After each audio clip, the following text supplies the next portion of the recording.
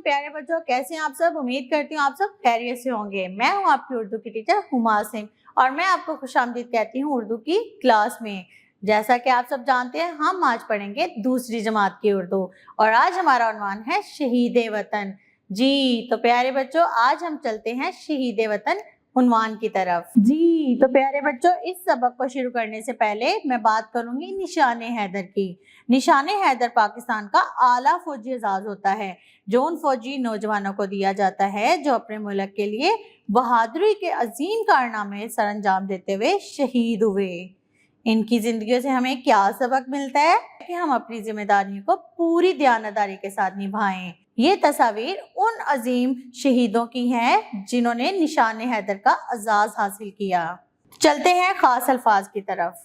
Commission, मोर्चा, फरीजा, grenade, Ejaz. Major Mohammad Tufail 22 जून 1914 को होशियारपुर में पैदा हुए। उन्होंने जलंधर से इब्तदाई तालीम हासिल की। पाकिस्तान बनने के बाद उनका खानदान हिजरत करके पाकिस्तान चला आया और साहिवाल के एक गांव में रहाइश इख्तियार की। आज़ादी के बाद मेजर मोहम्मद तुफैल पाक फौज में शामिल हो गए।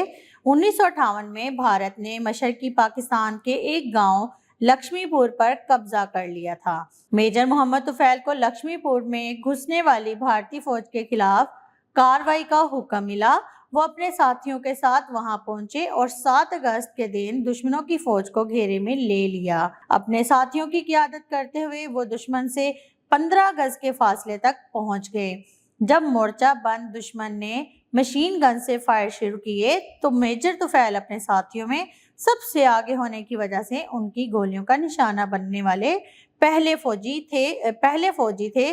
बहते खून की हालत में भी उन्होंने एक ग्रेनेड दुश्मन की तरफ फेंका जो सीधा दुश्मन के सिपाही को लगा और वह जहन्नम वासल हो गया। उनके जिस्म से खून ज्यादा बहने से वो ज्यादा हरकत के काबिल ना रहे।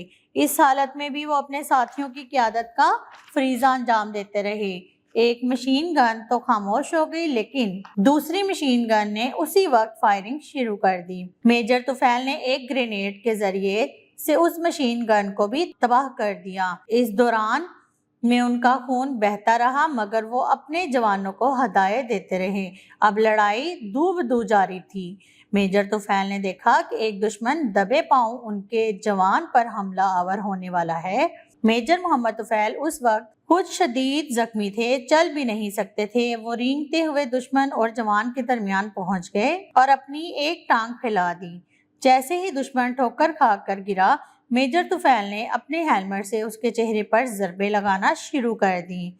इस लड़ाई में भारतीय फौज अपने पीछे 4 लाशें और 3 कैदी छोड़कर फरार हो गए। मेजर मोहम्मद तुफैल ने 7 अगस्त 1958 को लक्ष्मीपुर में शहादत का रुतबा हासिल किया। मेजर मोहम्मद तुफैल शहीद की लाजवाल कुर्बानी के बदले हुकूमत पाकिस्तान ने उन्हें सबसे बड़े फौजी एजाज निशान हैदर से नवाजा।